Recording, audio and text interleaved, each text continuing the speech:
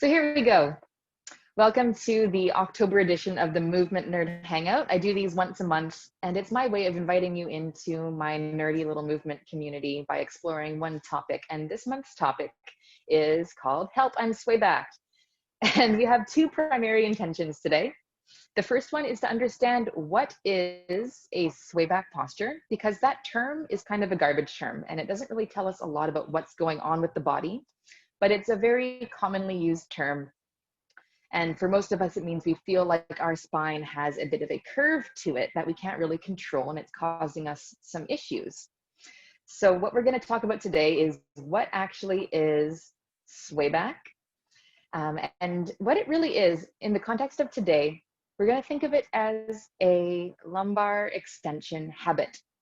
So the habit of using an excessive amount of lumbar extension instead of doing something else. So it's just something we've developed that's serving us, but it's not really serving our back to feel healthy, but it is helping us to accomplish something. We'll talk a little bit more about that, because habits always are serving us in some way, even if they're kind of becoming a bit problematic. We initially developed a habit because it was useful for some reason. So why have we developed this habit of sinking into our lower backs and using too much extension? That's a sway back. And there are two different presentations we're going to talk about today. And if any of you are on, you got my email about it, I drew a picture above two different swayback presentations that you might have, or a combination of the two. So we'll look at how to assess those two presentations and which one are you, or are you like me and you are both, which is also very fun. Our second intention is really the movement portion of this thing. After we've gone through the conceptual, like what is a swayback? What are we talking about? We're going to explore some self-assessments and exercises that I hope will give your spine a new experience of itself so that you can move and hold yourself differently, unconsciously. The foundation of this work is inspired by Gary Ward's Anatomy in Motion, which looks at how the body moves as we walk. So as we are walking, the spine should be doing something very specific. And today we're really zooming into that one thing, this swayback posture.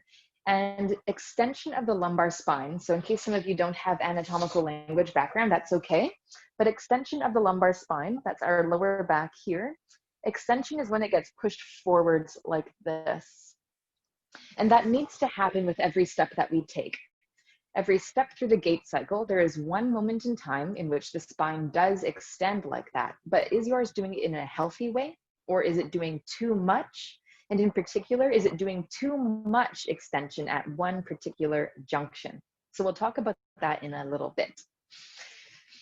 But we'd like to see your spine be able to move in the way that it ideally should as you walk, for the greatest amount of efficiency for your body without you having to think about it consciously. So the work we're doing is to create a new unconscious habit around spine extension that your body will recognize as you walk, so that you can literally walk yourself well. So let's talk about what is a swayback? And what are the two types of swaybacks, and which one are you? So as I said, lumbar extension is what we're really looking at when it comes to a swayback. And lumbar extension, if you don't know what the lumbar spine is, it's the 5 vertebrae that are just in the lower back here. So lumbar vertebrae number 1 is roughly, if you want to landmark this on yourself, because it's useful to know, I think knowledge about your body is powerful. So if you find your floating rib cage, it's those 2 ribs at the bottom. Around the floating rib area, ribs 11 and 12, is where your lumbar spine begins. So L1 is around where the floating ribs are. Your belly button is around where lumbar vertebrae 3 is. And this is usually where people have the biggest apex of extension, so the part that's pushed forwards the most. And that's true for me. You'll see when I start moving that my belly button area, L3, this is my biggest hyperextension. So this is where my back sways. I guess you can think of it as like a something like a plant swaying in the wind. When I walk, I actually like undulate a little bit too much, and maybe you do too. So we're gonna try to find where is that spot where you sway from? Where is your biggest habit of extending your spine forwards from? So a lot of us, we develop that one part as a hinge point, and that's the part that's moving the most, and it starts to complain at us. Often it's the part of the body that's moving the most. It starts to get a little talkative, and we want to get the other stuff to pick up some of the slack as well. So a lot of us, we develop that one hinge point in the lumbar spine where we've moved too much into extension.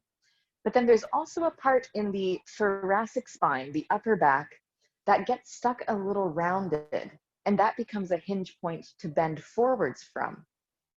And that part of the back can also get a little bit cranky.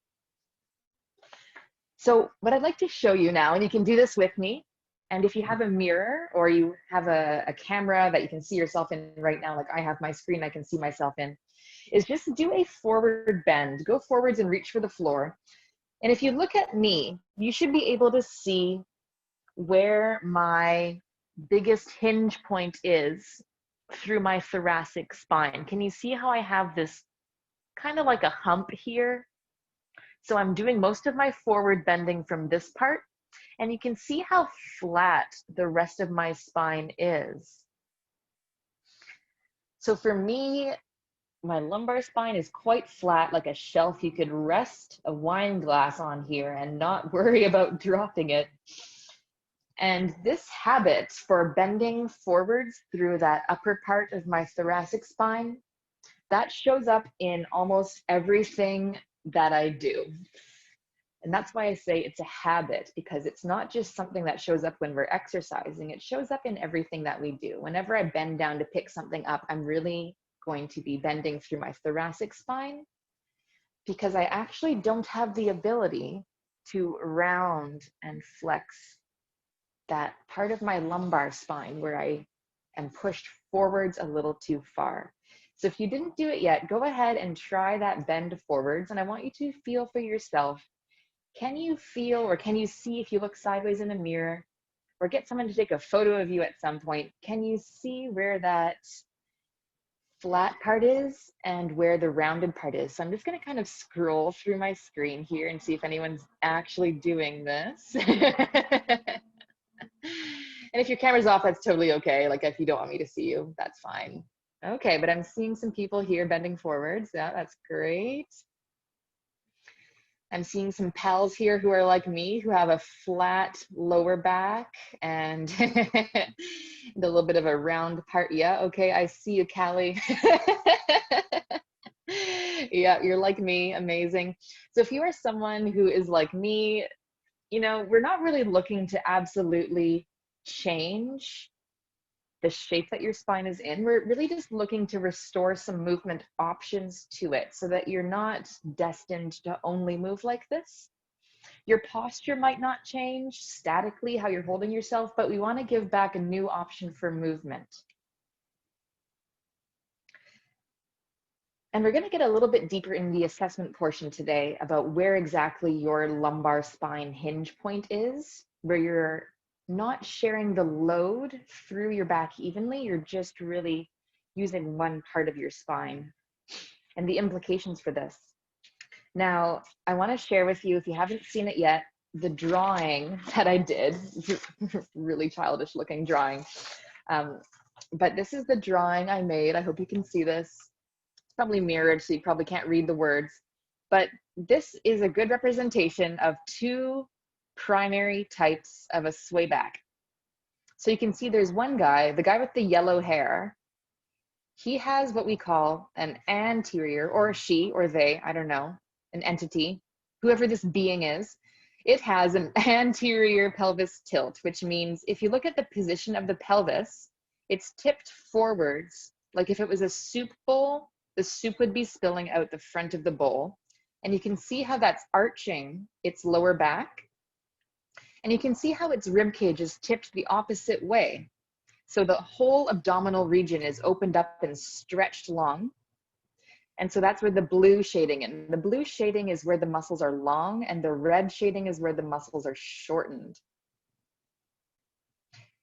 And on the other guy, or the entity, the purple-haired one, you can see how the pelvis actually is pretty level.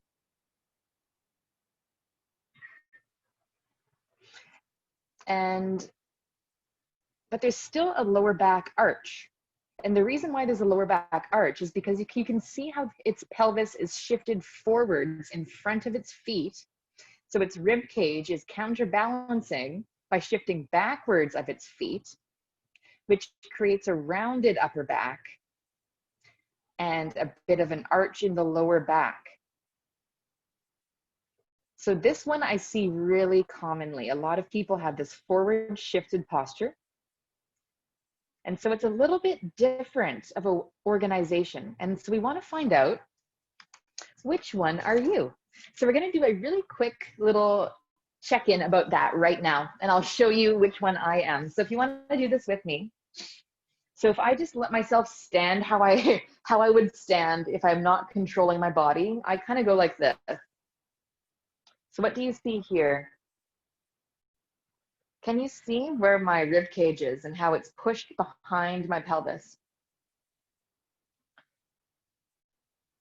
And so you can see how my rib cage pushed behind my pelvis is creating this arch in my lower back. And it's like my belly button is pushed forwards. So I used to get the comment a lot as a kid from my mom and my dance teachers, like, suck in your stomach. So what did I do? I just went like this. I sucked in my stomach and held my breath, but I didn't actually change the way I was standing. And I just felt like I was fat all the time because people were saying, suck in your guts. But it wasn't actually that I had a big belly. It was just the shape of my spine. So how are you standing? Are you standing with your pelvis a little bit tipped forwards? We call this an anterior tilt of the pelvis. And if this language is new to you, don't worry about it.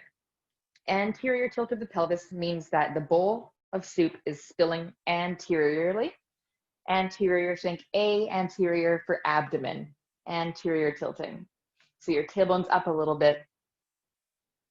And if you are tilted anteriorly with your pelvis, that's gonna also push a arch in your lower back.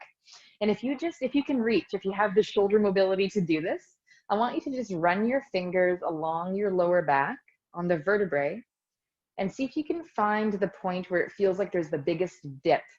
Like, where's the most concave portion of your spine, and just know where that is for you. So for me, I already said it's around the level of my belly button. That's lumbar vertebrae 3. For me, that's where I dip into, and that's where I've had multiple lower back injuries, mostly from doing back bends from gymnastics and dance.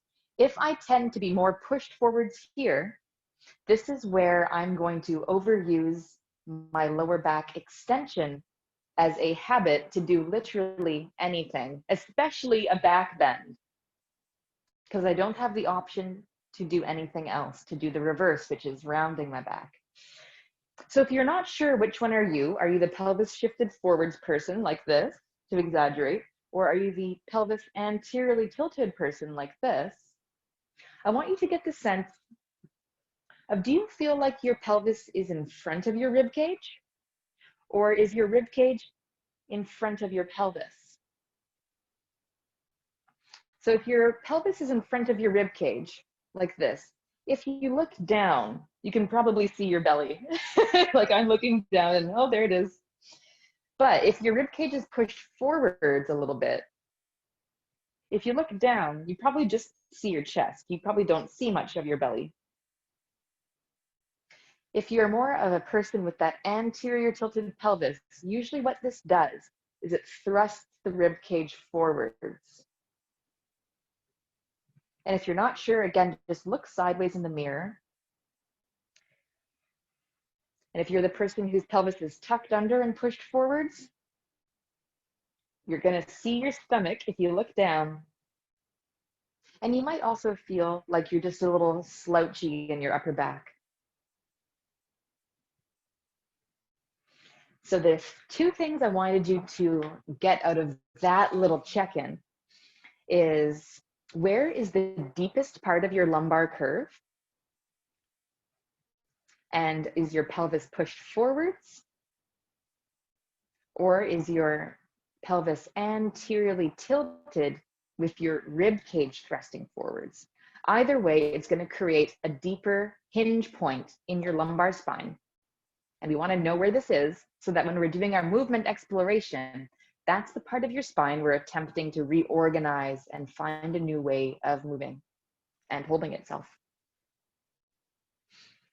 So you might be asking, why does one develop this swayback or this excessive amount of spinal extension as a habit? I don't really know the answer to that, but I have a few theories. Why do we develop any habit? Like I said earlier, because it's serving us in some way. So I want to share two stories from a couple of clients of mine that I've been working with for the past couple of years as a personal trainer. And also I've been seeing them for body work, for craniosacral. My one client, I'm not going to say her name, but she definitely, I'll just show you this as well. She definitely, I think, developed, definitely, I think that's a good, that's a good term. She developed this habit of dipping forwards like this because she actually can't move her shoulder blades back. So whenever we asked her, can you retract your shoulder blades? She ends up going like this. So instead of moving her shoulder blades behind her, she moves her spine forwards, which feels like her shoulders are going back, but it's actually not her shoulder blades moving. She's just dipping into her spine. So whenever we're working on an exercise to retract her shoulder blades, she ends up actually pushing her spine forwards and going into that habit.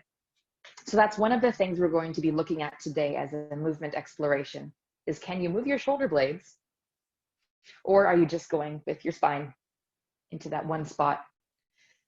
Another client I want to use as a case study is, she uses her spine extension as a way of getting her hips to extend. So we're going to be doing this as an exercise today as well, but because she can't really open up her hips very easily and stretch her hip flexors, it's restricted here for whatever reason. She ends up going like this instead. So she pushes forwards like this. And can you see that's more my back moving than actually moving my hips forwards? And she has a cranky lower back. And, you know, if we think about how these things feed into as we walk, we're not going to find a different way of moving as we walk.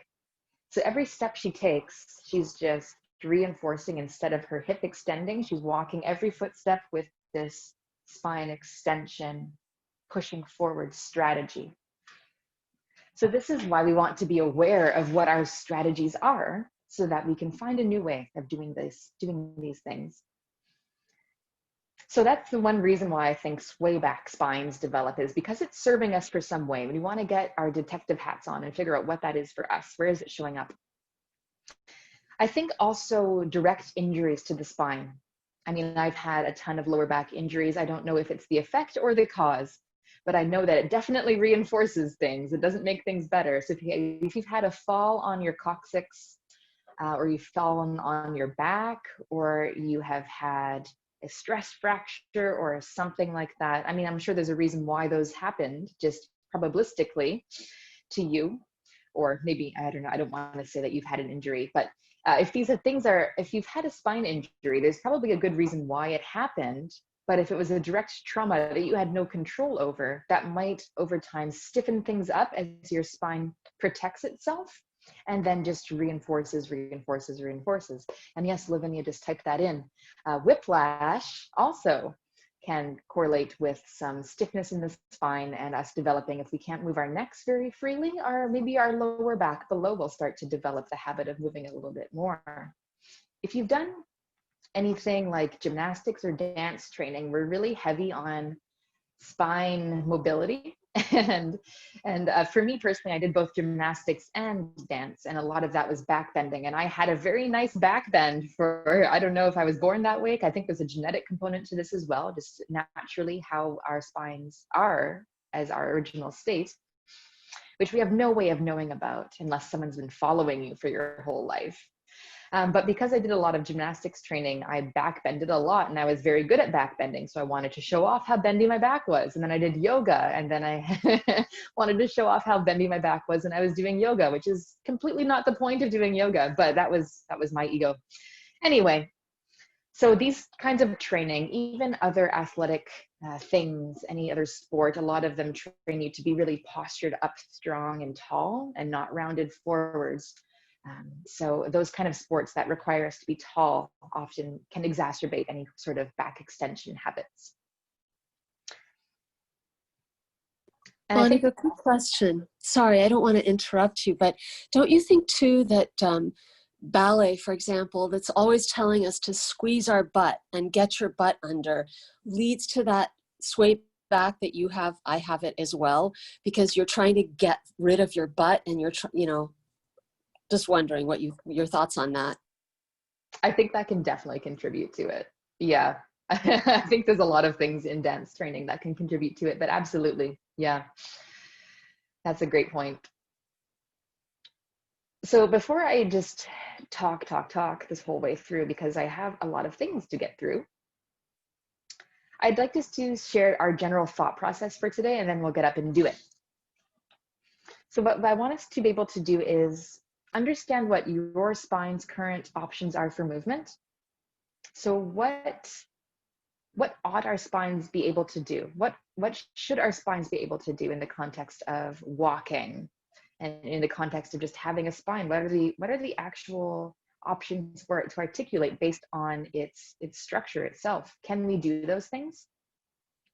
And then how does that coordinate with the rest of our body? Is our spine moving well with our shoulders, like I talked about in my client example who couldn't retract her shoulders? And what are our options when it relates to our hips and lower body? Is our spine doing the right thing at the right time in harmony with the rest of our bodies? Because we can't just look at a thing in isolation. We want to look at the whole thing. We want to zoom in on the thing we're looking at, but then reintegrate it with the whole of our body, which can be a long-term project.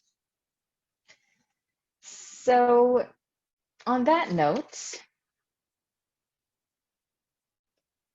this is only my 4th coffee today.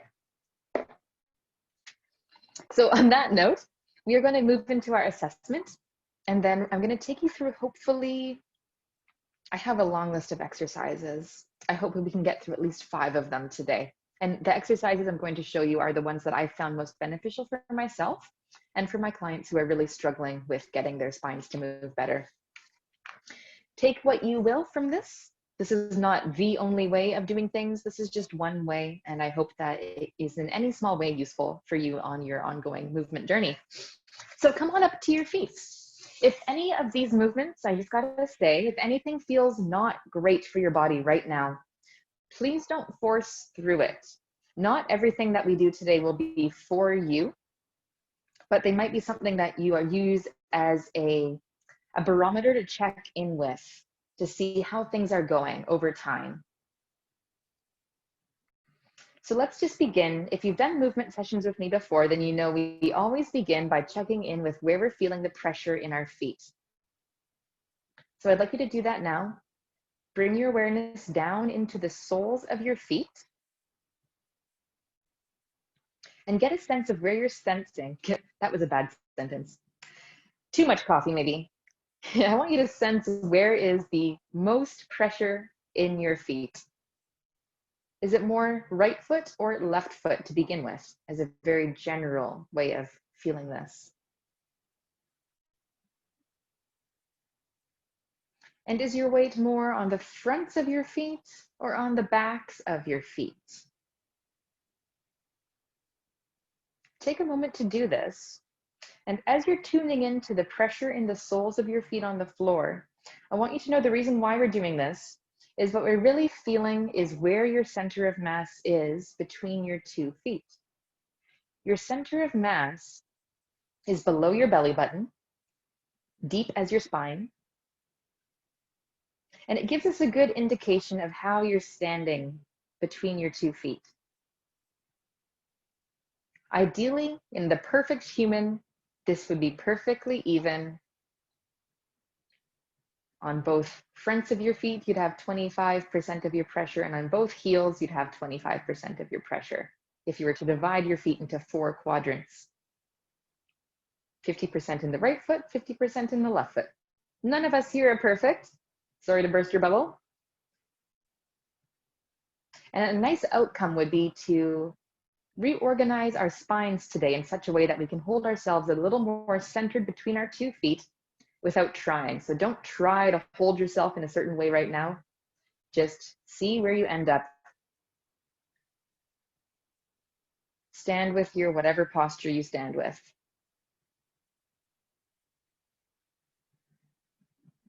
Okay, hopefully you have a little bit of information about that. You can draw a picture of your feet and shade it in if you happen to have paper and pen handy, or just kind of remember generally where in your feet where you're sensing the pressure. Now, we're going to move into some of the assessments that I take my liberated body students through. So if you've done that workshop with me, then you already know some of these. But we're going to tune into these assessments and how it's affecting our lower back, since that's the focus of today. So we're going to do our pelvis, anterior, and posterior tilts. I want you to reference these 2 sticky outy bones at the front of your pelvis. If you don't know where they are, just feel the front of your pelvis, and there's going to be 2 pointy bits that stand out.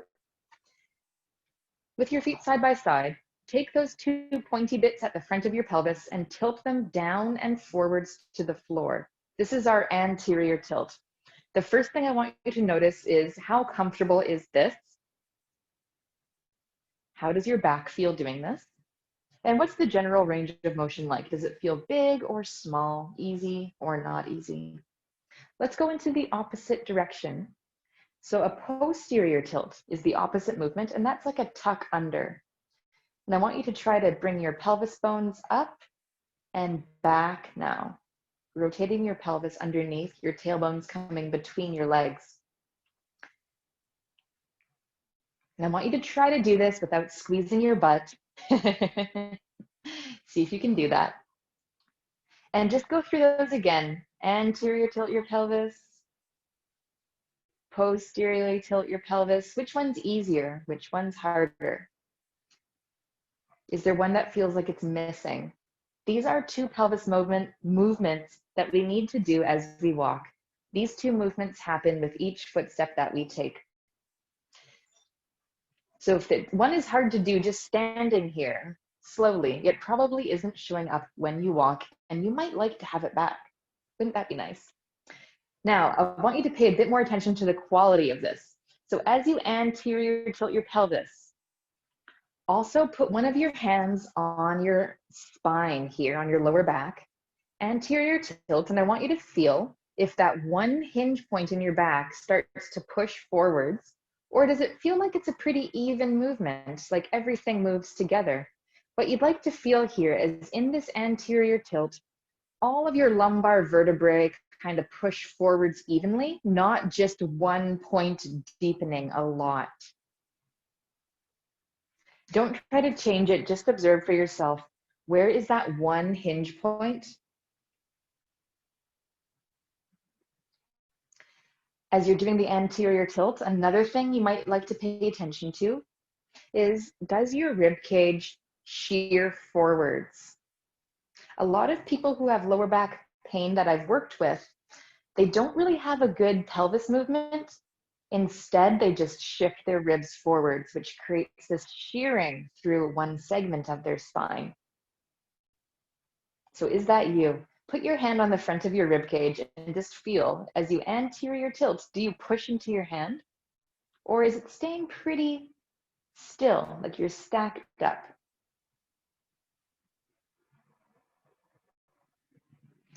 If this is exacerbating anything, don't push through it too hard, but we want to know how your body is responding to this movement.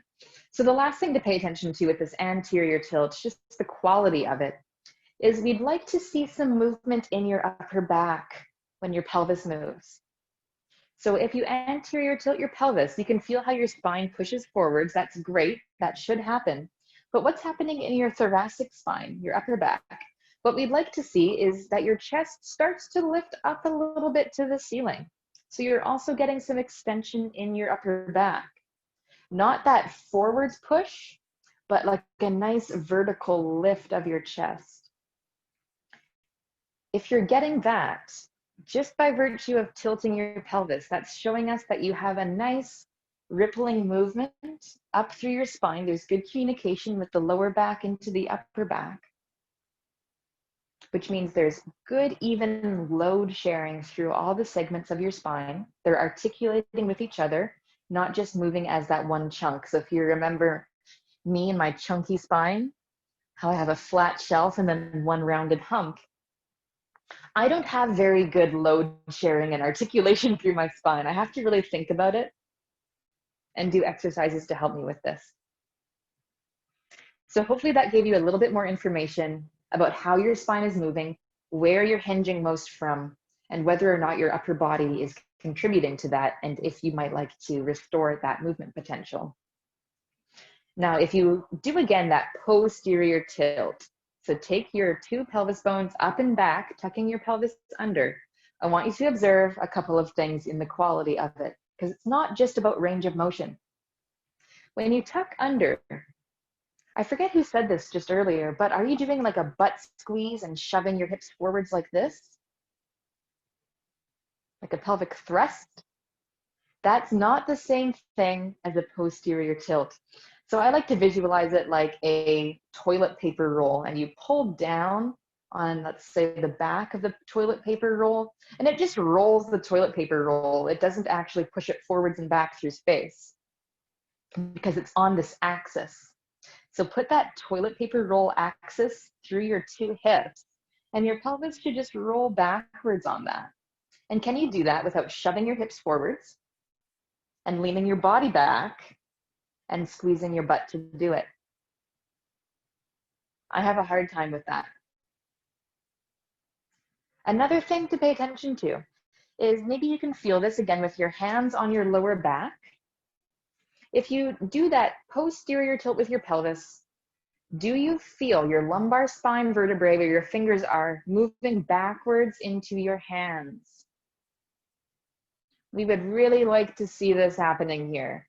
As you posterior tilt your pelvis, your lumbar spine should be traveling backwards and rounding.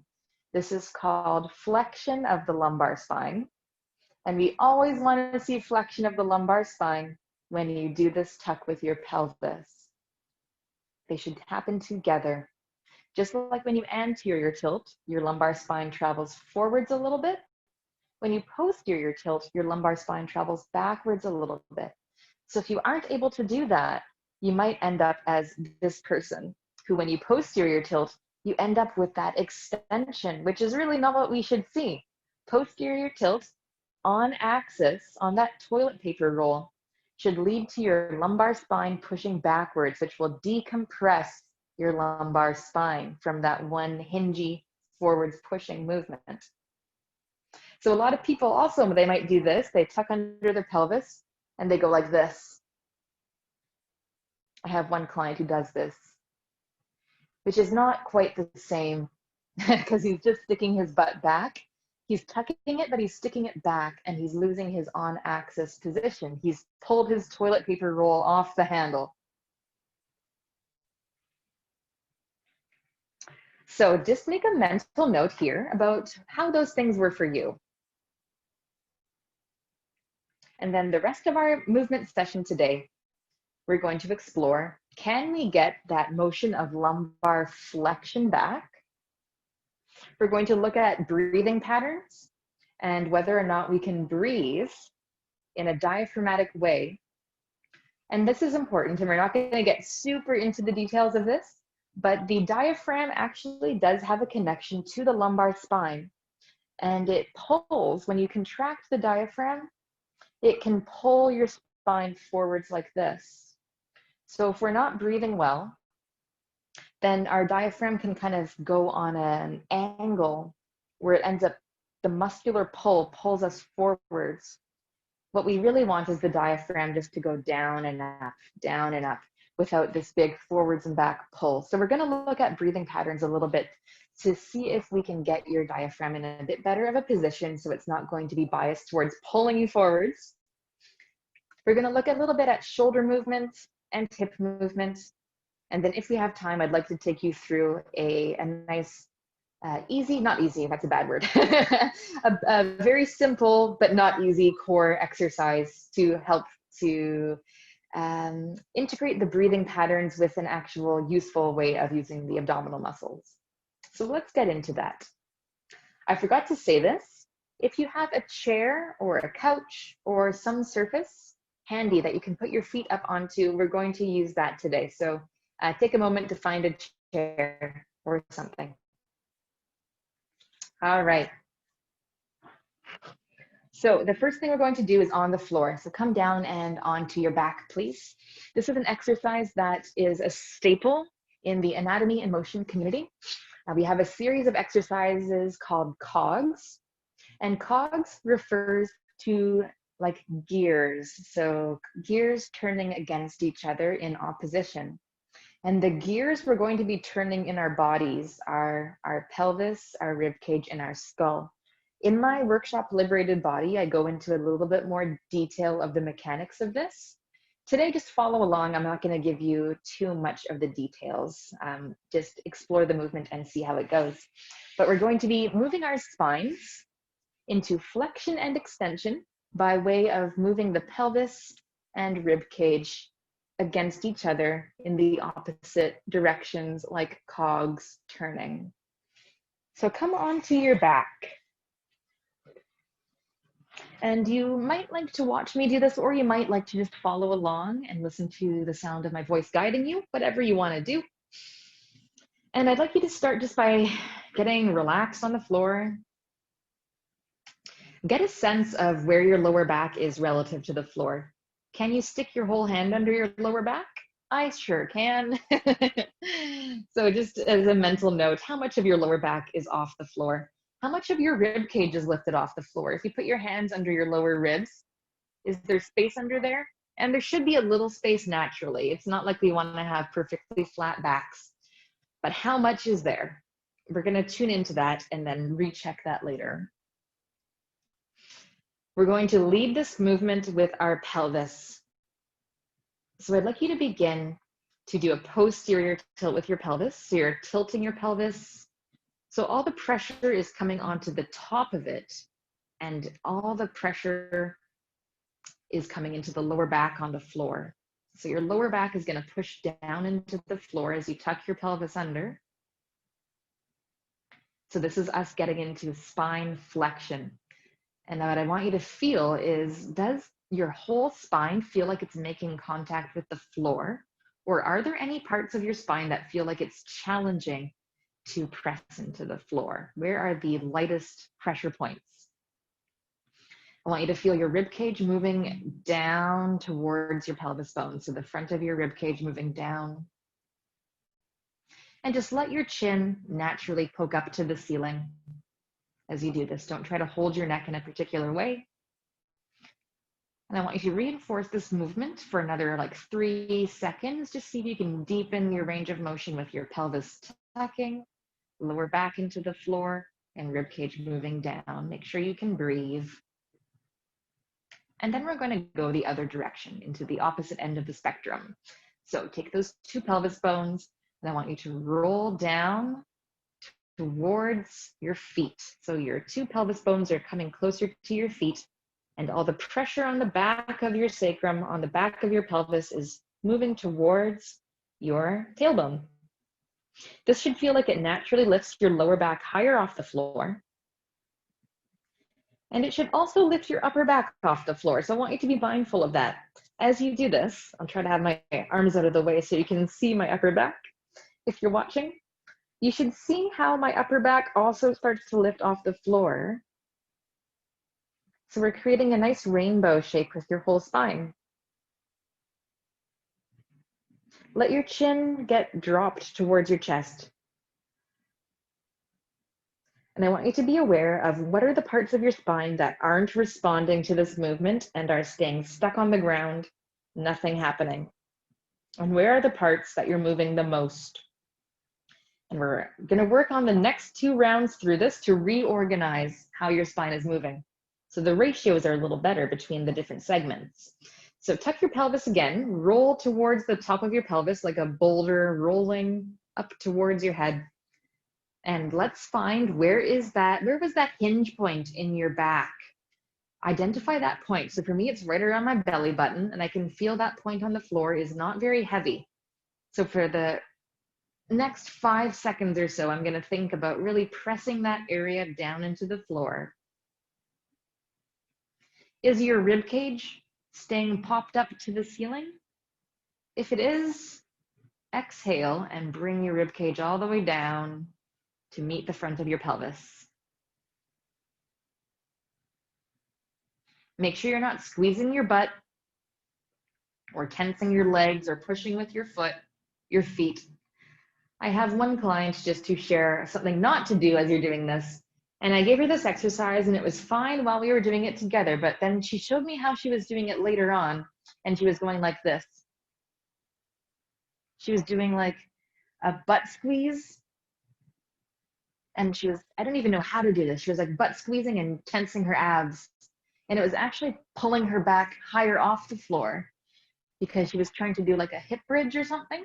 So don't do a hip bridge, don't squeeze your leg or your butt. Just think about your actual spine going down into the floor. If you haven't already, go at your own pace, but I'm going pretty slow here, but go the opposite direction. Something I'd like you to be aware of here, not to do, is don't slide your tailbone on the floor like this. Try not to draw your tailbone closer to your head, because that's going to increase that one hinge point in your back that we're trying to avoid doing. Instead, think of it like a rocking chair. So you're rocking down towards your pelvis, and that should feel very different. Or sorry, rocking down your pelvis towards your feet. And I want you to think about your upper back lifting off the floor a little bit more than before. If you have some stiffness in your upper back, see if you can move those vertebrae off the floor that aren't moving as much. If you are someone whose rib cage really pops forwards and you are one of those folks who shears your rib cage forwards, think here about maybe even dropping your rib cage down a little bit.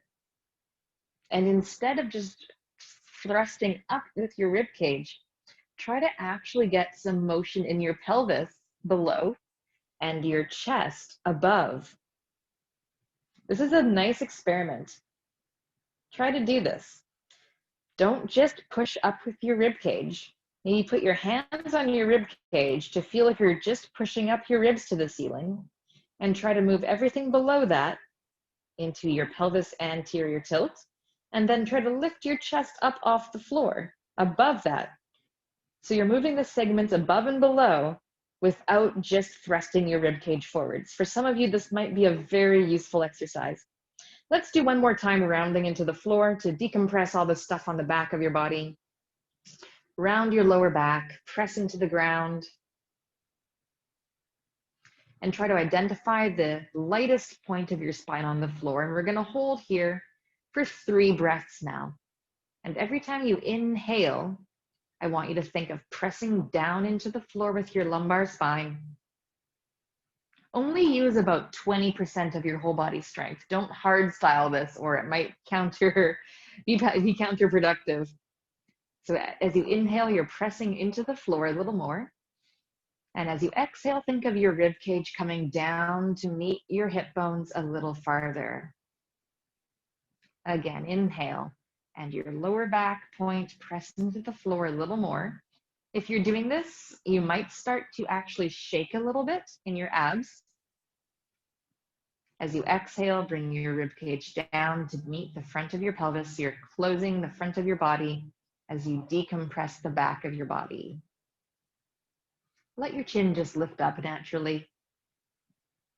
Let go of any squeezing of your legs. You might feel a gentle abdominal contraction. And then let it go. And come back to a resting position. Okay, from here, we're going to move right away into a little guided diaphragmatic breathing exercise. So you can do this looking at me, or you can stay on your back. Actually, stay on your back, but you might like to just peek at me on the screen once in a while. I'm gonna do this in an upright position so you can see where my hands are. What we're going to be doing is on your back, feet on the floor, knees bent. We're going to be going through 4 quadrants to check in with, to feel for how well your diaphragm is functioning as you breathe. We don't just want belly breathing. Belly breathing is not diaphragmatic breathing. Belly breathing actually reinforces this pushing forwards of the spine and lengthening excessively the abdominals. So belly breathing is a component of diaphragmatic breathing, but it's not the only thing that should be moving. So I'd like you to start first with our sternum and belly breath. So you're going to put one hand on your upper chest and one hand on your lower abdomen below your belly button. Take a few breaths in and out. Don't try to change anything about it. And I want you to notice is your top hand and your bottom hand moving at the same time? That was bad grammar. Are your 2 hands moving at the same time? I know there's probably a few grammar police people in this session today, so I apologize. What we want to feel is your top hand and your bottom hand moving forwards up to the ceiling at about the same rate. So not just your belly, not just your chest. And it should be an anterior movement, a forwards movement. Is this happening for you? This is something that I get all my students to check in with when we're doing our strength training sessions. Every day we check in with this to make sure that we're breathing well so that when we start to do our strength training exercises, we're using a good breathing pattern. So make a note in your mind, how was that sternum belly expansion? Easy, natural, or not natural? Are you just a belly breather, and is that contributing to that spine hinge? Now let's put your fingertips below your 2 pelvis bones. So find those 2 pointy, outy pelvis bones and put your fingertips below that into your lower pelvis and just sink in maybe 1/2 centimeter or 1/2 inch if you are American and don't use the metric system. Sink in just a little bit. And as you inhale, what you ought to be able to feel is your fingers pushing forwards to the ceiling. So some expansion in your lower pelvis. Can you feel that? If you don't, can you encourage that to happen with your intention? Can you fill up your lower pelvis as you inhale? Does it expand? A lot of us, we can breathe into our belly, but not our really, really low pelvis area. We really want to get that expansion down there. And that's indicative of pelvic floor function. It's indicative of the ability to use your lower abdominals as you're breathing. For me, this is one of the hardest things. It took me many years to actually get this. So get your information about that, and we'll just move along to the next one. Put your hands on the sides of your rib cage, and we're feeling the lower rib cage. As you inhale, can you feel your lower rib cage expanding out to the sides? So there should be some outwards and upwards expansion of the rib cage as you breathe in without even forcing anything. And is that even for you today, right and left? These are referred to in many circles as the bucket handles. So it's like bucket handles moving out and up. Can you feel the bucket handle action of your rib cage? Lateral expansion. So it's like we're filling out a circle, a 360 expansion. And the last part of that 360 expansion is into the back of your body. So do you feel the back of your rib cage and your lower back and everything on the back of your body expanding into the floor as you inhale? It should be a natural thing, nothing too forced or too strenuous, if your diaphragm is moving well. So now the thing we're going to do next is 1 minute, we're going to practice holding all of those quadrants as we breathe in and breathe out in our 360 diaphragmatic breath. So I'd like you to choose where to put your hands to monitor this for you today. What was the hardest quadrant to feel working or moving? Put your hands there. So if it was chest and belly, lower pelvis, rib cage, or just bring your awareness to your lower back on the floor. For 1 minute, I want you to breathe into those quadrants, and we're going to use a rhythmical intention. So if it feels right for you, 4 seconds breathe in, 4 seconds breathe out, and then see if you can hold for 2 seconds at the end of your exhalation. And we'll just hold that pattern for 1 minute. Really tune in to if you can maintain that 360 breathing pattern. So as you breathe in, can you feel wherever your hands are, can you get those areas to expand? And not just at the end of the breath in, but right from the very beginning of the breath in. Breathe in for 4, feel the expansion. Visualize like a balloon expanding 360 degrees around. And then as you exhale, it's like that balloon is deflating 360 degrees. If you can extend your exhalation a little longer than your inhalation, this is great. It helps the diaphragm to relax and go to its resting position. And then pause for a few seconds after the exhalation. Again, keep going at your own pace, whatever your 4 seconds is for you. For a lot of us, just the position of having a spine that's a bit extended, it actually makes it challenging to exhale completely. This was my experience. And so if it feels like you can't exhale completely, that's totally normal. If you're someone who's like me and has a very pushed forwards lower back, do your best.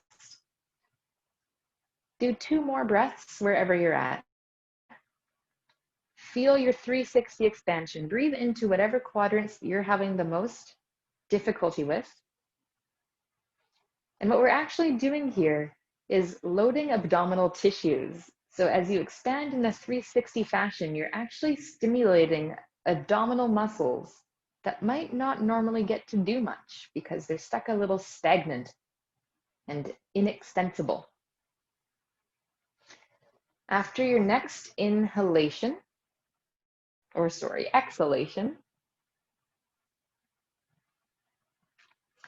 I want you to slowly come up, and we're gonna do a little thing on the wall. Come up slowly. Don't get a head rush, or, I mean, you can't really control that, can you?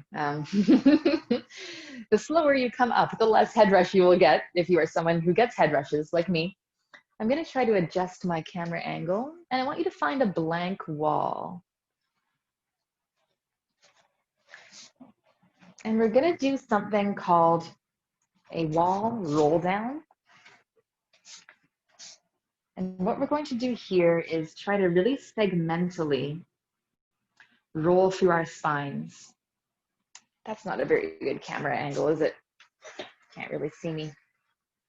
Let's see what we can do here. That'll do it. Good enough. So you're going to stand with your back against a wall or a door, whatever you have. And our goal is to identify where your spine stops articulating and starts to become a chunk. So you can have your feet, whatever distance is comfortable for you, not right against the wall or you're gonna like feel really awkward. And I want you to start by sliding the back of your skull up the wall and then start to tuck your chin and let your head come forwards off the wall. And what you're gonna do is really track the movement of each vertebrae of your spine as you roll down the wall. Feel each piece of your spine leave the wall one at a time until it feels like you reach the point where you can no longer articulate one at a time and you become a bit of a chunk. So for me, that's right around here. If I leave the wall any further, I just move as one piece. It's no longer articulation. So find that chunk for you, wherever that is, and we're gonna hold here and take a few breaths. And as you inhale, I want you to think about pressing your lower back, everything below that chunky point, into the wall. And then as you exhale, I want you to just hold it, reinforce this position. Let your head dangle down. You can reach your arms slightly to the floor. So this is kind of decompressing your lower back in that section where it's the chunkiest. Take another breath in and out. Inhale, try to press your lower back into the floor. And as you exhale, hold your lower back on the floor and see if you can get a little bit more movement into this roll down.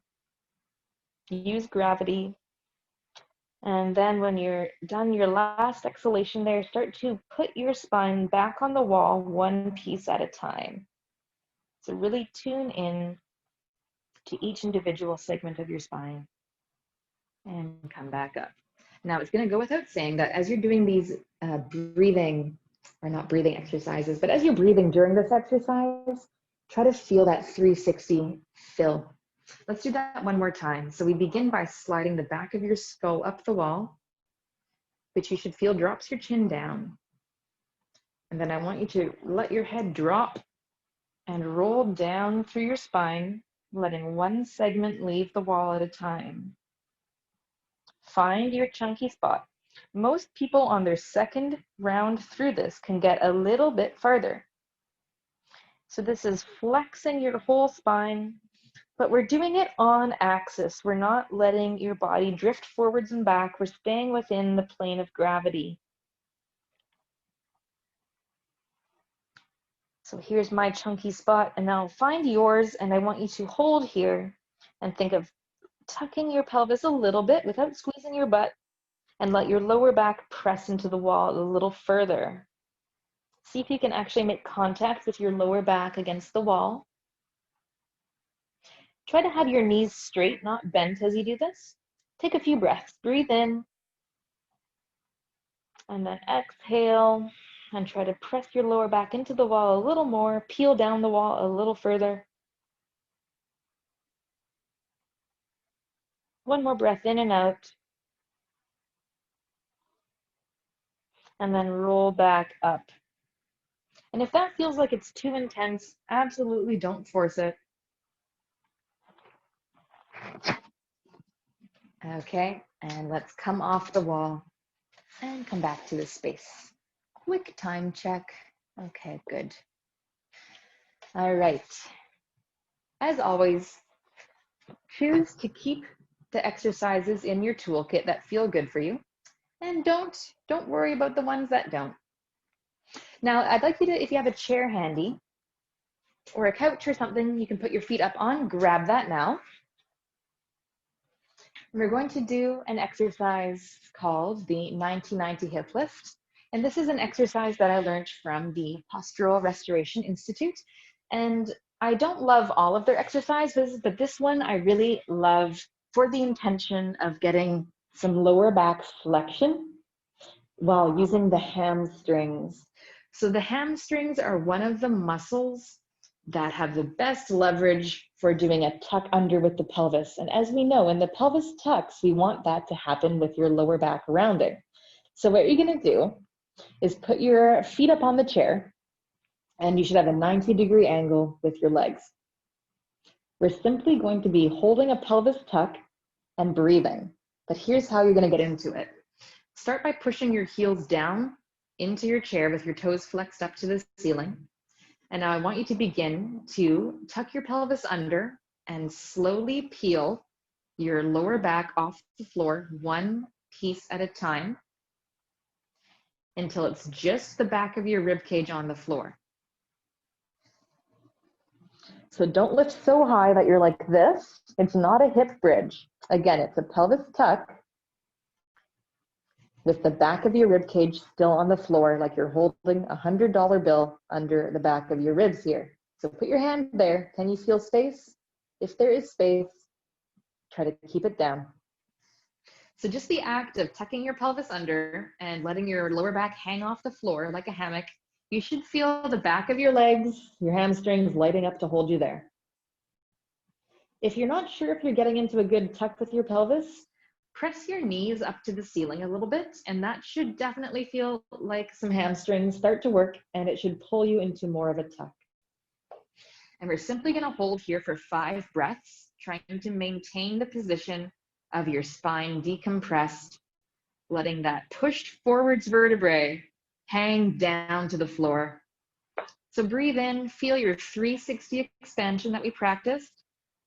And then as you exhale, I want you to drop your rib cage down towards your pelvis bones a little more, reinforcing that pelvis posterior tilt and the flexion of your spine. We're going to do that same 4 seconds in, exhale a little longer, and then pause for 2 seconds, holding this position. If you need a rest at any point because your hamstrings are cramping, which happens to some people, then take a break at any point. But I'm going to continue holding and breathing, and you just pick up if you need to. So breathe in, 360 expansion. Don't lose the position as you inhale. Exhale, hold the pelvis tuck, and now bring your rib cage down as you exhale. You should feel a little bit of abdominal work, but not crazy, but definitely backs of your legs. Every breath cycle, reinforce this position. Inhale, heels down, knees up, rounding your lower back. Exhale, completely empty your lungs, ribs moving down towards your pelvis bones. Wherever you're at, let's do one more breath. I want you to make sure your jaw isn't really clenching right now, so you should have your teeth apart, lips together, and your tongue just resting on the roof of your mouth. After your last exhalation, slowly roll back down to the floor, trying to move one piece of your spine onto the ground at a time. So against the wall, we kind of did a roll down from the top down. On the floor, that was like a peel off from the bottom up. So next, we are going to explore one of the most popular spine mobility exercises in the world, the cat-camel or cat-cow or whatever you want to call it. In our world of anatomy and motion, we call this cogs again. And we do it slightly differently than the yoga version, which is a valuable exploration. Both are good, both have different intentions. So the difference between a yoga cat-camel and what I'm going to guide you through is in a cat-camel, we would generally lift your head up as you arch and put your head down as you round. We're going to keep our head still and just look at the floor and have a straight neck. If you want to learn more about why, I encourage you to take my workshop, Liberated Body, or study any of Gary Ward's stuff. So our main intention here as we round our backs is to try to make sure it's actually happening at the place where we need it. So if you just look at me for a sec, if I just go into my unconscious version of this, I just go like this. I move from that hinge point in my thoracic spine that I'm really good at moving from. And can you see that same flat slope in my lower back? I want you to take a moment to note if that's something that you do. Because most of us, when we do this exercise, we just do the thing that we're habituated to doing. I'd like you to try to go slowly and change the way you're doing it. So I want you to round your lower back and tuck your pelvis, just like you were doing in the hip lift, and see if you can move your lower back without a really big thoracic flexion up to the ceiling like I just showed you. If you're doing this, it should feel like a bit of a stretch for your lower back, not like a big push up with your upper back. If this bothers your wrists, know that you can always do the option on your back on the floor that we did at the beginning.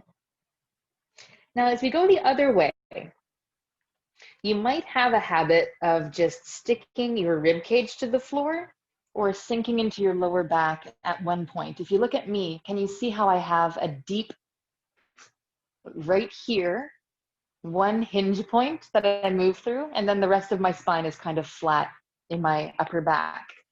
So we want to change that. So instead of leading the way with my belly button to the floor, which is where I always move from, I'm going to think of leading the way from the middle of my chest, which is where I'm the stiffest. You might like to try that as well. Just reorganize the way you're moving your spine. Put the movement into the section where it doesn't habitually move from to bring more options to the whole thing.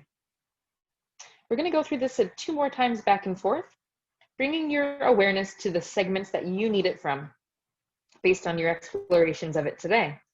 So I'm thinking about my lower back, right adjacent to my belly button, moving up to the ceiling around L3.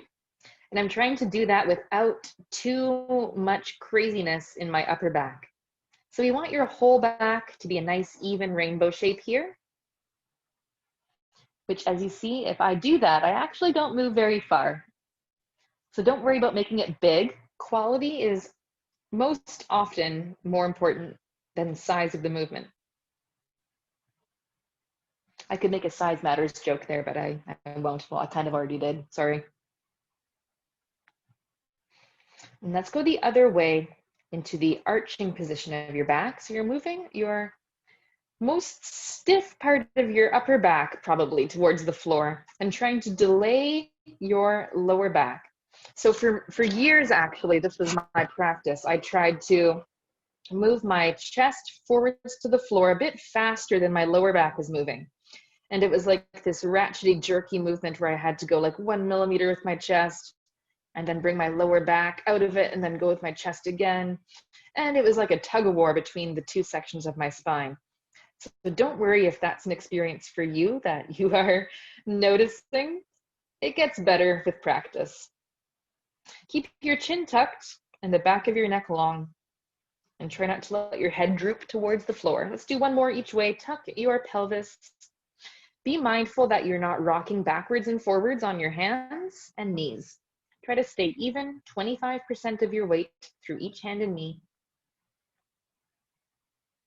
And tune into that spot in your lower back where you have that sway from.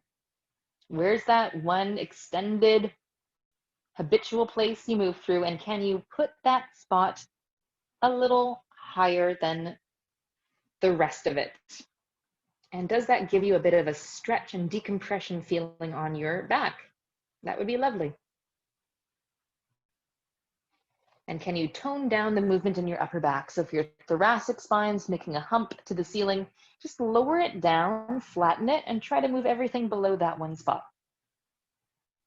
Don't let your face move to the floor. Keep your head in the exact same spot where you had it in the beginning. Last round, see if you can lead the way with your chest towards the floor and feel your upper chest moving up towards your chin. If your belly button is really dipping to the floor the farthest, just think of bringing that segment of your spine up to the ceiling a bit and try to bring your chest down a little bit more instead. Play with the different ratios. Try to move in a little bit different of a way than you normally would. And then take a little break. All right. Endless fun with that one. Some of these movements are part of my own daily practice to help reorganize how my spine is moving. So I encourage you, if you find any of these things today feel helpful, try them out as a daily practice and just see what you can do with them. Now I want to go into some hip stuff. So it's not just about stretching out the hip flexors, it's how are you finding the stretch for your hip flexors. And this is, again, a movement that we go through in the Anatomy and Motion coursework, and in my workshop, Liberated Body. This is one thing of the things that I do on day 3. And this is how to do a hip flexor stretch without just going into that one segment of your lower back. So I told you earlier about my client who, whenever she does a hip flexor stretch, she just goes like this. In yoga, often we see this. People doing hip stretches, but they're actually just kind of doing a back bend, and it feels like a hip stretch, but how they're getting it is at the expense of their spine. Let's just go through that. We'll probably only do this on one leg. just for the sake of time. So choose the leg that you feel like you can learn the best from, or choose the one that will be the challenge, whatever you want to do. Your body. So let's start by just doing a general hip flexor stretch, which means I want you to keep your back knee straight and think of your hips coming forward, getting your pelvis right under your head. Just by doing that, by moving your pelvis under your head, you should start to get a sense of a stretch here as the surface in the front of your hip flattens out, all the tissues start to lengthen. Now, let's pay attention to what's happening in your back when you're doing this. Some of you might be totally fine right now, but some of you for sure are going like this, just bending your front knee and leaning forwards. So that's not really a hip flexor stretch because your butt is staying behind you and this space isn't opening. So just check and see, is this you? Are you just bending your knee and leaning forwards? Some of you might be doing what I mentioned my client does and what I do, and you just kind of push your hips forwards and lean your body back, which is again hinging at that one point. So notice, is this your strategy? If so, just take your rib cage and put it back on top of your pelvis and see if you can get that pelvis and rib cage to stack up. You might want to do a little tuck with your pelvis so that you're not just dumping it forwards. You can definitely get a hip flexor stretch like this, but it's not really how we want you to do it.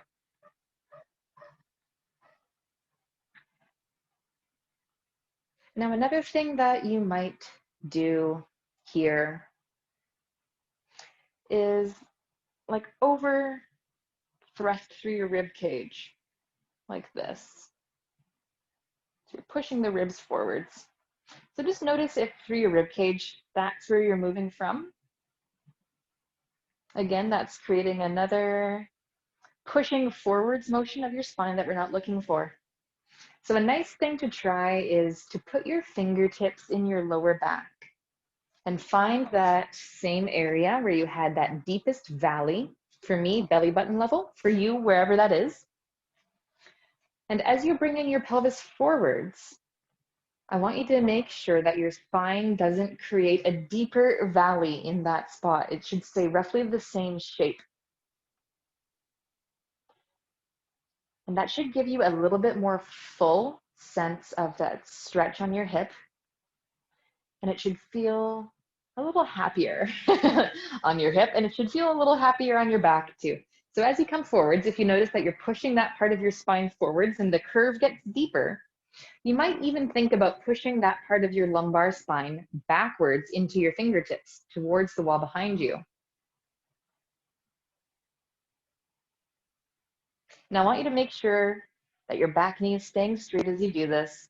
These are some details that are not really going to get too into today, but you want to keep your back knee straight, and that might make it feel quite different for your hip. Let's do two more like this. So whatever you need to pay attention to, you pay attention to. If you are someone who needs to think of pushing your lower back backwards a little bit, do that.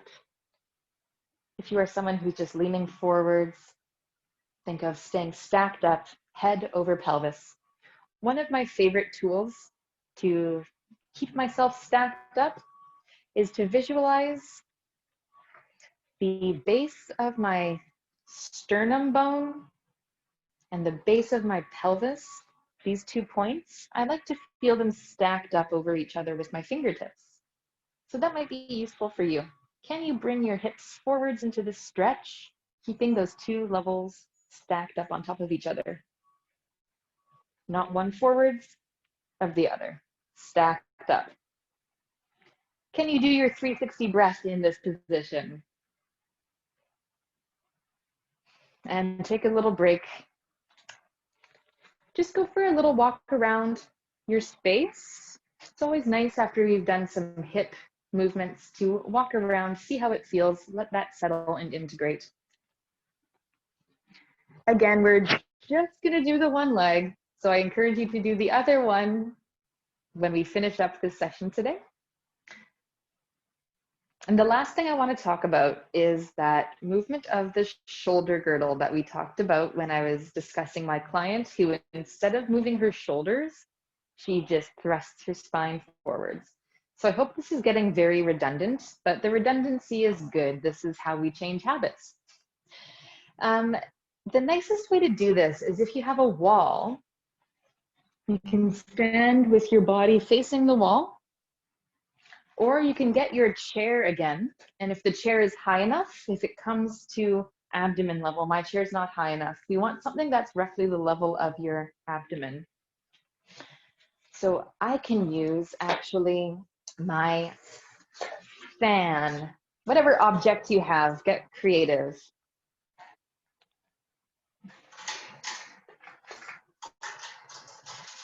Well, that's not going to adjust. That's okay.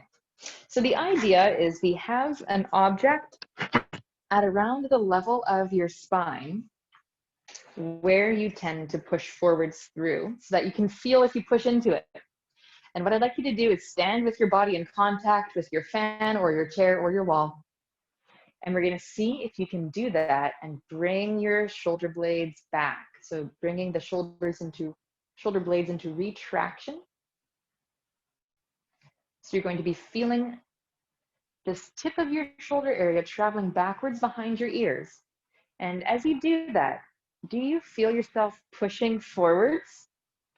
If you do, make sure you have a thing to give you feedback about this. See if you can bring your shoulder blades all the way back.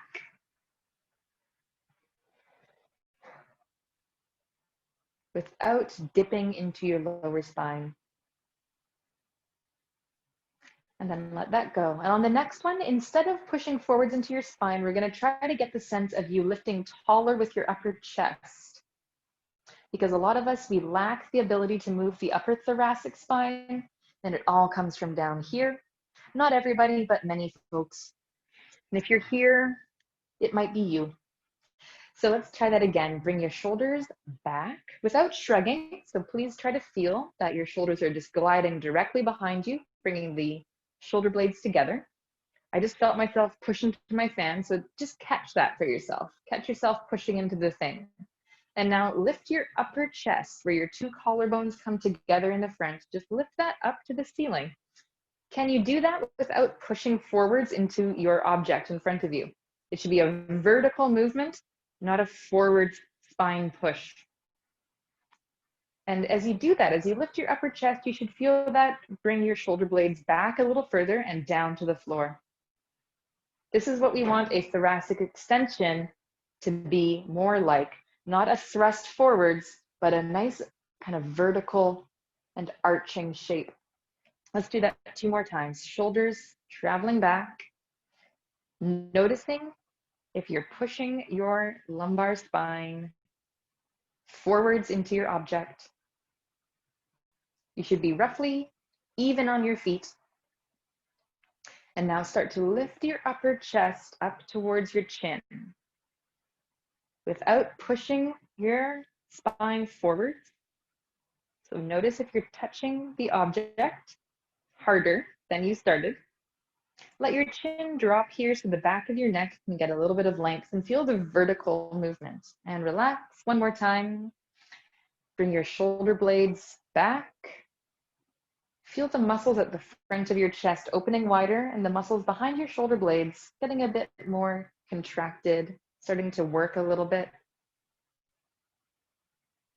Lift your upper chest upwards like there's a magnet right up on your top ribs, lifting your rib cage up to the ceiling.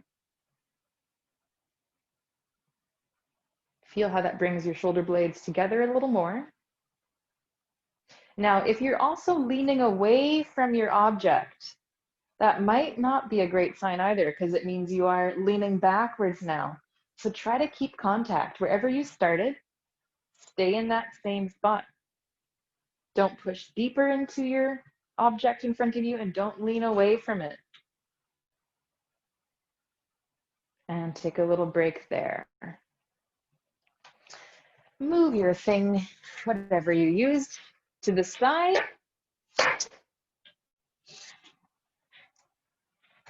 And I think what we'll do is just finish up like that. I was planning to get into some core stuff and even some more breathing stuff and even some foot stuff if we had time. But I always overplan and we only get through a portion of all the things. But that's okay. Stuff for another session. So what I'd like you to do now is just check in with where your pressure is in your feet, having done all of that.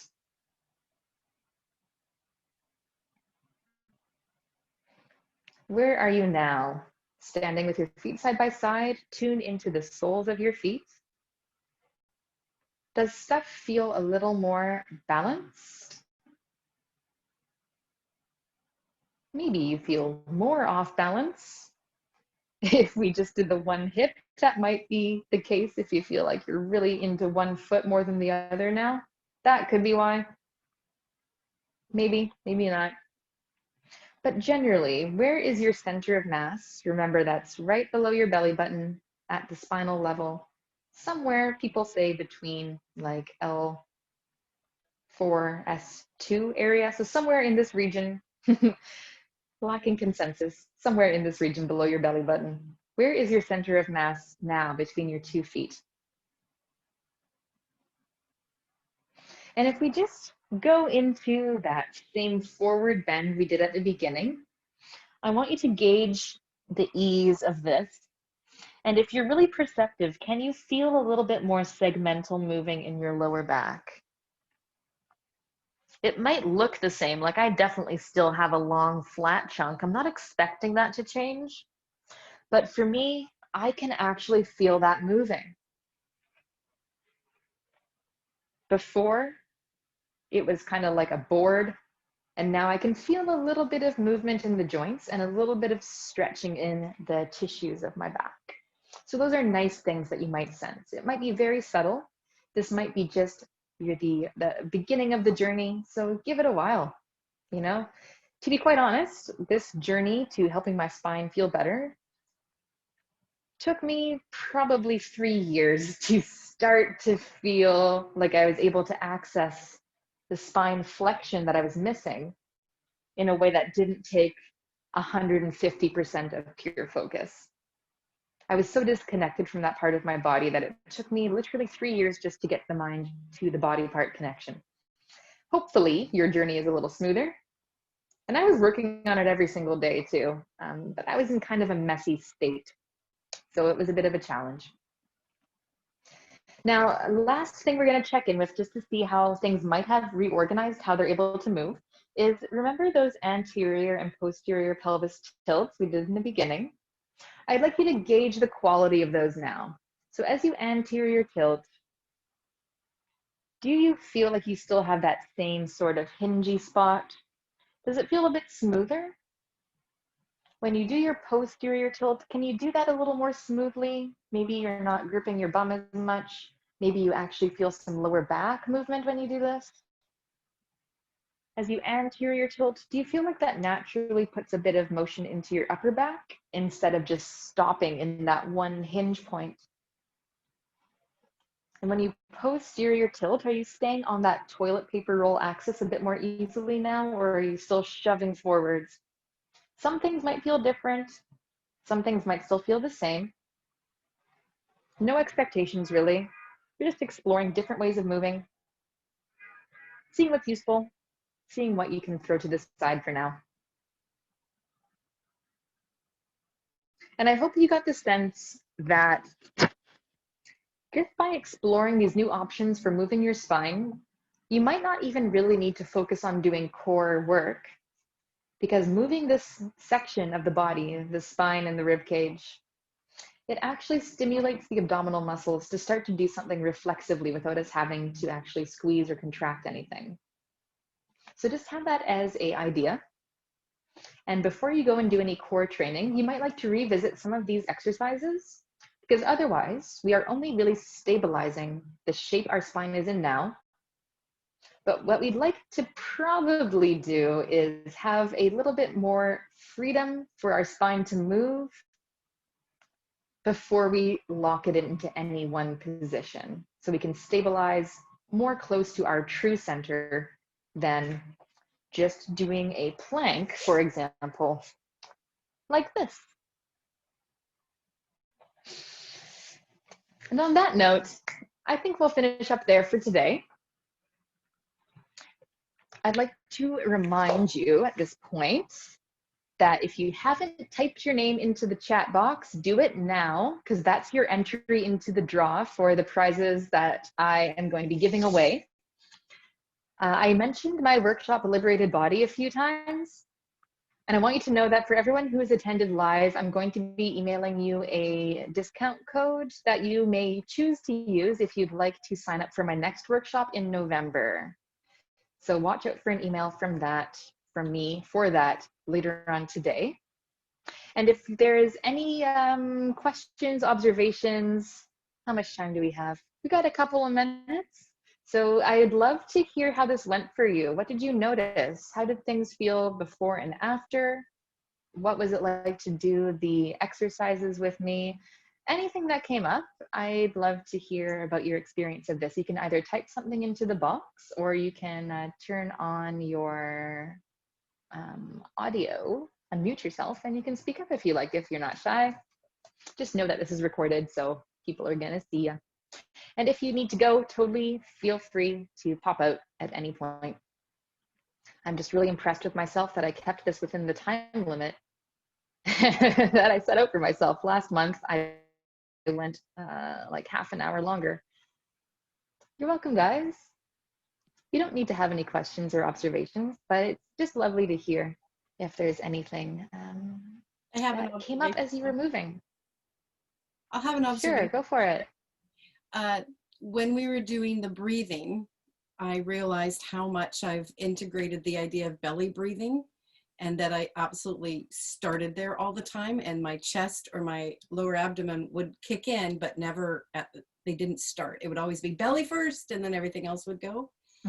And that when I started to add the belly at the same time, it actually almost felt emotional, like I'm letting something go that I shouldn't. And so I'm gonna play with that a lot. Ooh. Yeah. Interesting. And I know that you're a dancer, a dance educator as well. So did you ever have a specific way that you were taught to breathe, or have you been working on training a belly breathing pattern for a while? There's like first part, second part. First part was get your stomach off the floor, blah, blah, blah. And so I held it in until I'd have to breathe, and then I'd hold it in again until I'd have to breathe. And it was just that game, right, for 20 years, and the stupidity of that. And then though, working on the developmental patterns, working on breath, but that's where I'd say, I know I focused on my belly button moving first. And so this is like a new layer. So it's like I started breathing again, but I started in one spot instead of everything going, if that makes sense. It's almost like the 100%. curve of the belly. It's like, well, oh, this curves first, instead of, well, actually all of it rises. So, and how that would play out to keeping a ballet aesthetic, well, that's the next part of the journey. Right? And I think that that's a pretty common thing you're kind of like me, where we're now moving out of dance careers, but we're trying to untrain those patterns that may not be useful that we picked up as dancers. And one of them for sure was suck in your belly, and then you just breathe with your upper chest. So part of the untraining of that is to do the opposite, which is breathing into the belly. And then that can become useful for a while, but then if that becomes the only habit and we forget that the two should move together, then we maybe want to revisit that as well. So that was totally my thing that I did too. I was like, oh, belly breathing is the best because it undoes all the negative stuff. Yeah. So yeah, that's we kind of swing back and forth. Yeah, so that's going to be the interesting bit to come. And yeah, I'm excited about that. So thank you. That was a big piece that I think helped move a rigid section in the lower back. Amazing. Well, I'm happy to hear that you got something out of that. Perfect. Sure. I think I saw a couple of people type a thing into the chat box here. Just see if there's any actual questions. No real questions coming up. So if that's all for today, maybe we'll just wrap up there. Thanks guys for coming out.